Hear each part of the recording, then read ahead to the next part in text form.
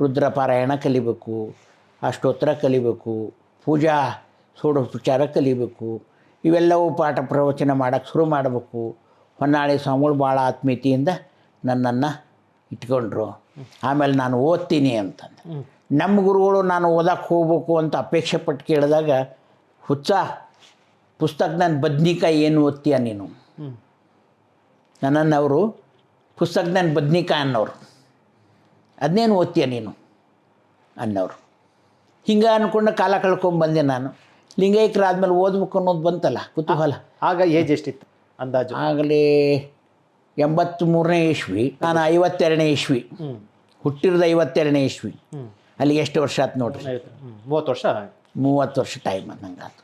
ಆ 30 ವರ್ಷಕ್ಕೆ ಮತ್ತೆ ನಾನು ಓದಬೇಕು ಅನ್ನೋ ಕುತೂಹಲ ನನಗೆ ಬಂತು.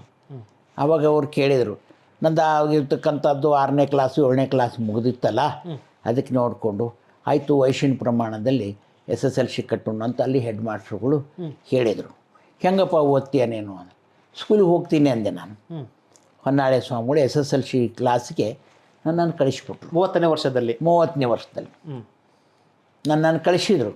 ಎಲ್ಲ ಮಕ್ಕಳ ಜೊತೆಗೆ ಲಾಸ್ಟಿಗೆ ಹಿಂಗೆ ಬೆಂಚಿಗೆ ಹಿಂಗೆ ಕುಂಡಿರ್ತಿದ್ದೆ ನಾನು. ಕೂತ್ಕೊಂಡಾದ್ಮೇಲಿಂದ ಪೆನ್ನು ಹಿಡಿಯೋದು, ಪುಸ್ತಕ ಹಿಡಿಯೋದು ಇತ್ತಲ್ಲ,